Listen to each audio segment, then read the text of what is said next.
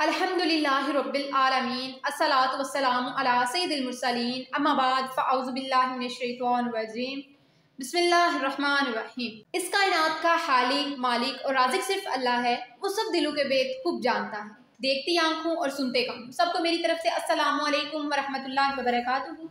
मैं उम्मीद करती हूँ इंशाल्लाह आप सब बहन भाई ठीक होंगे। अल्लाह ताला आप सबको अपने हिफ्ज़ व ईमान में रखे।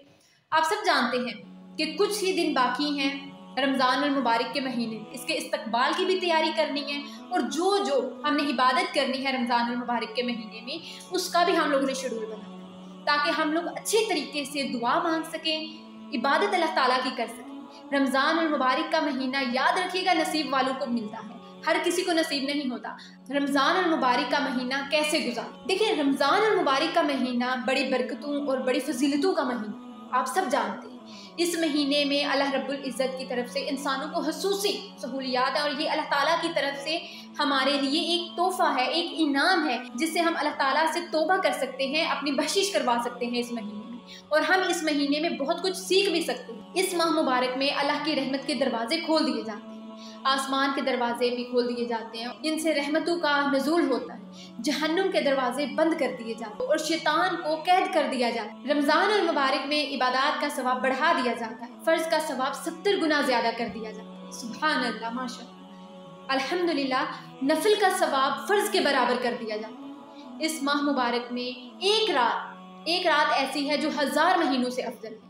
इस माह के आखिरी अशरे का इत्तिकाफ मसनून। कुरान मजीद में रमज़ान की कई फजीलत बयान की गई हैं और अहादीस में तो रमज़ान और मुबारक के फ़ज़ाइल इतनी कसरत से आए हैं कि इनके बयान के लिए मुस्तकिल किताब की ज़रूरत है। रमज़ान और मुबारक के फ़ज़ाइल से मुतल्लिक़ एक रवायत ये भी है कि एक मरतबा रसूल सल्लल्लाहु अलैहि वसल्लम ने मस्जिद में हाज़रीन से फरमाया कि तुम लोग मिंबर के करीब आ जाओ।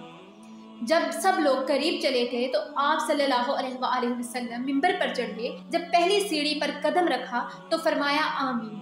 इसके बाद दूसरी सीढ़ी पर कदम रखा तब भी फरमाया आमीन। इसके बाद तीसरी सीढ़ी पर कदम रखा तो भी फरमाया आमीन। जब आप सल्लल्लाहु अलैहि वसल्लम मिंबर से उतरे, हमने अर्ज किया कि ए अल्लाह के रसूल, आज हमने आपसे एक ऐसी बात सुनी जो कभी नहीं सुनी।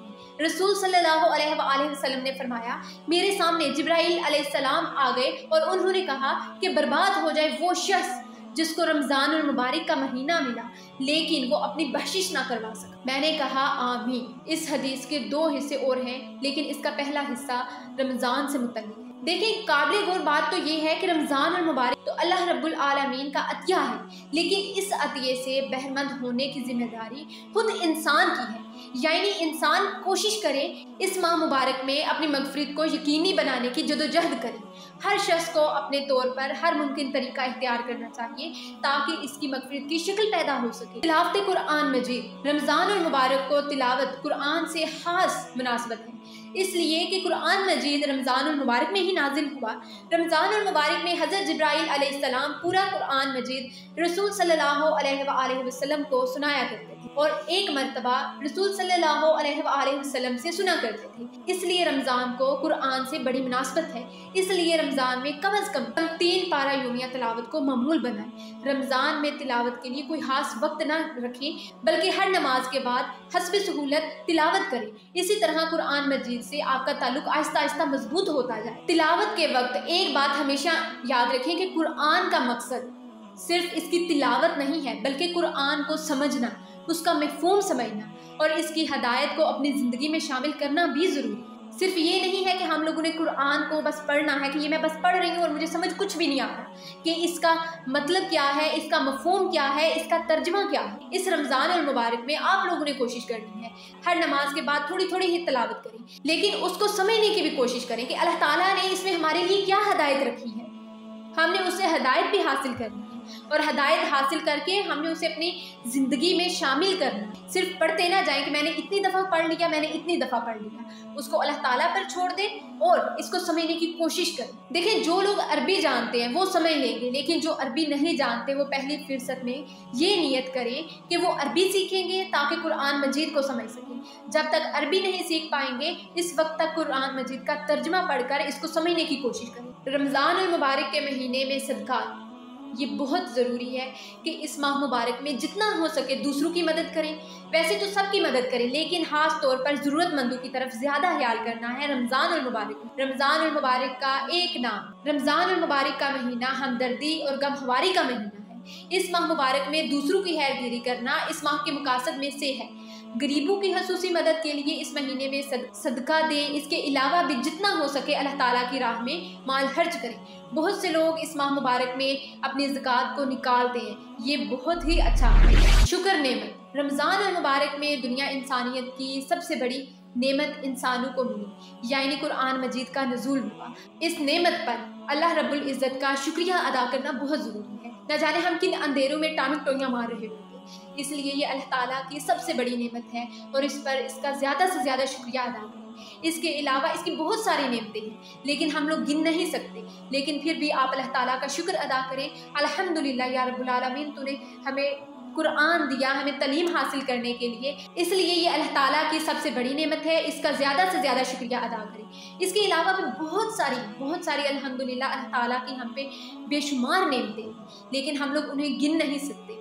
अल्लाह ताला का खुद फरमान है कि इस नेमतों को गिनना चाहे कोई तो नहीं गिन सकता, इसलिए इसकी तमाम नेमतों पर शुक्र अदा करें। शुक्र इबादत भी है और शुक्र की वजह से नेमतों में इजाफा भी होता है। शुक्र का एक मतलब ये है जुबान से शुक्र अदा करें, एक मतलब ये है कि जिस काम का हुक्म दिया है इसको बजा लाए। तीसरा मतलब ये है कि अपने अज़ा से कोई ऐसा काम ना करे जो इसकी नाफरमानी का सबब बने। रमज़ान और मुबारक में सबसे ज़रूरी काम नफ्स की तरबियत, ये रोज़े के मकासद में शामिल है। एक हदीस में आता है कि रोज़ा ढहाल है, अगर कोई रोज़े से हो तो इसको फहश गोई नहीं करनी चाहिए, ना शोर गुफा करना चाहिए। अगर कोई शख्स इसको गाली दे या लड़ना चाहे तो वो कहे मैं रोज़े से हूँ, यानी मैं झगड़ा नहीं करूँगा। भूखा और प्यासा रहना ही सिर्फ रोज़े का नाम नहीं है, बल्कि इसमें हमें बहुत सारी अपनी जो आदत हैं उन्हें बदलना भी है, सब्र भी करना है, अल्लाह ताला से दुआ करनी है, इबादत भी करनी है और अपने नफ्स को कंट्रोल में भी करना है। आप लोगों ने रोज़े में बिल्कुल भी इस तरह की ड्रामा मूवीज़ नहीं देखी। अकेले बैठे अल्लाह ताला की इबादत करें, तन्हाई में अल्लाह ताला को याद करें। इसलिए इस पर खसूसी तवज्जो रहनी चाहिए कि रोज़े के ज़रिए हमारे नफ्स की इस्लाह हो, बातिन का तज़लिया हो, हमारे अंदर तकवा पैदा हो। देखिए, मैंने आपको स्टार्टिंग में कहा था कि हमें इस रमज़ान और मुबारक में बहुत कुछ सीखना भी है। हम लोगों ने कोशिश करते रहना है कि रमज़ान और मुबारक के महीने के बाद भी